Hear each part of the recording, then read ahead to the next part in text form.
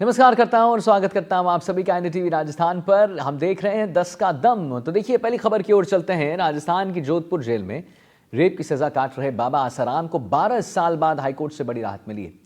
आसाराम 12 साल 8 महीना 21 दिन बाद जमानत पर बाहर आएंगे। नाबालिग से यौन शोषण मामले में जोधपुर जेल में सजा काट रहे थे। मंगलवार को सजा स्थगित करने और जमानत से जुड़ी याचिका पर सुनवाई हुई। दोनों पक्षों का सुनने के बाद बेंच ने आसाराम को राहत दे दी। आसाराम को 31 मार्च 2025 तक अंतरिम जमानत मिली है। और हम आपको बता दें कि अपने ही गुरुकुल की नाबालिग छात्रा से यौन शोषण के मामले में आसाराम को अंतिम सांस तक कठोर कारावास की सजा मिली हुई है। जोधपुर सेंट्रल जेल में बंद है। सजा काट रहे आसाराम को राजस्थान हाईकोर्ट की डबल बेंच से बड़ी राहत मिली। राजस्थान हाईकोर्ट से अंतरिम जमानत मिलने के बाद निजी आरोग्य अस्पताल के बाहर समर्थकों का जमावड़ा देखने को मिला। समर्थकों ने खुशी के मारे पटाखे फोड़े और जमकर नाच और गाना किया। इस दौरान आसाराम में अस्पताल की खिड़की से अपने समर्थकों का अभिवादन किया। यह भी बता दें कि अंतरिम जमानत मेडिकल ग्राउंड पर मिली है। इससे पहले सुप्रीम कोर्ट भी गुजरात में चल रहे बलात्कार केस में आसाराम को मेडिकल ग्राउंड पर अंतरिम जमानत दे चुका है। जमानत सशर्त मिली है। बाबा आसाराम राजस्थान पुलिस के जवानों की सुरक्षा में रहेंगे। अरुण हर्ष हमारे साथ जोधपुर से लाइव जुड़ रहे हैं। अरुण जी, जमानत मिल गई है, लोग बड़े खुश नजर आ रहे हैं, पटाखे चल रहे हैं, गाना बजाना हो रहा है, क्या कुछ वहां पर माहौल?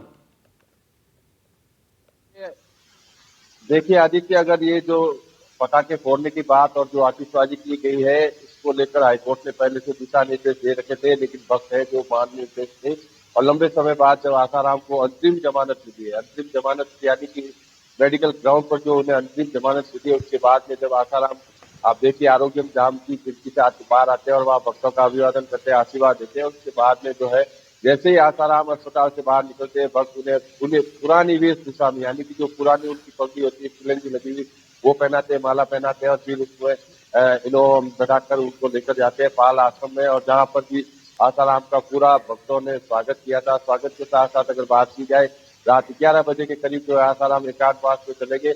बताया जा रहा था, आश्रम जब हम लोग रात को पहुंचे तो उन्होंने बताया था कि सुबह 5 बजे आसाराम भक्तों को दर्शन देंगे, लेकिन कह सकते हैं देर रात तक जो है आसाराम के लिए जो वाटिका होती है, वो वाटिका को तैयार किया जा रहा था और लगातार भक्त है जो आसाराम के दर्शन के लिए उमड़ रहे थे। लेकिन सबसे बड़ी बात यह है कि जिस तरह से सुप्रीम कोर्ट और राजस्थान हाईकोर्ट ने गाइडलाइन बनाई थी, जो अंतिम जमानत किसी ग्राउंड पर दी गई थी, तो भले ही किसी भी आश्रम में रह सकते हैं, भले ही किसी अस्पताल में अपना इलाज करा सकते हैं, लेकिन भक्तों को उपदेश नहीं देंगे। साथ ही साथ ही पुलिसकर्मी उनके साथ रहेंगे और मीडिया से बातचीत नहीं करेंगे।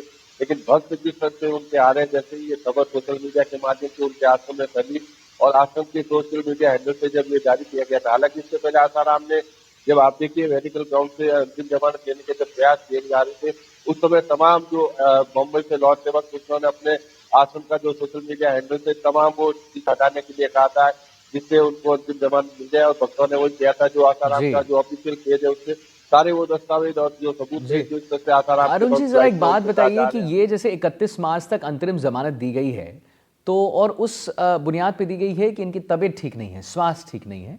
तो मेरे दो सवाल हैं। पहला, तो क्या इसकी अवधि बढ़ सकती है? क्या अब 31 मार्च से ज़्यादा हो सकती है? दूसरा, कि इनका अचानक से जमानत होना, तो क्या अब जब ये बाहर आ गए हैं तो क्या जैसे महाकुंभ 144 साल बाद आया है, ये मतलब जो जो समय है वो 144 साल बाद बहुत ही ज़्यादा इम्पोर्टेंट डेट है, तो क्या वहाँ भी जाने का कोई मतलब ऐसा कुछ डेस्टिनेशन वो भी है जाने का आसाराम जी का?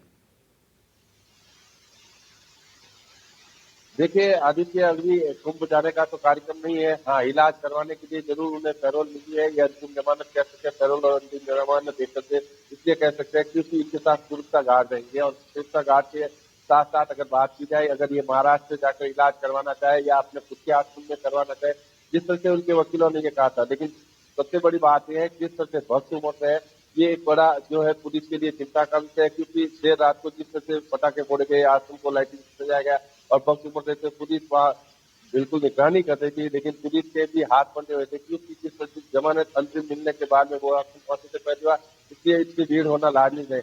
लेकिन अब जिस तरह से जो आश्रम में सजाया गया है और आश्रम में जो वाटिका बनी गई, तो कह सकते हैं कि अब जिस तरह से आसाराम ने अपना प्ली में यही कहा था कि उन्हें एक तरह से फ्री माहौल नहीं मिल रहा है, जिसके कारण से उसको हार्ट की जो समस्या है उसका इलाज प्रॉपर नहीं हो रहा है। यही कारण है सुप्रीम कोर्ट और राजस्थान हाईकोर्ट ने जो है इलाज के ग्राउंड पर जमान किए। लेकिन कह सकते हैं अभी 1-2 दिन में अगले देखना पड़ेगा। आसाराम यहाँ रहते हैं या गुजरात आश्रम जाते हैं, वहाँ पर अपना इलाज करवाते हैं। लेकिन कह सकते हैं कल देर शाम जिस तरह से जो है जेल के कागजात तमाम वो है अस्पताल में पहुंचे थे, वहाँ पर उनसे दस्तखत करवाए गए थे। जी। उसके बाद उन्हें अस्पताल से छुट्टी दी गई और जिस तरह से अस्पताल के बाहर भक्तों की भीड़ थी और पाल आश्रम जो है वहाँ पर भी भक्तों की भारी भीड़ थी।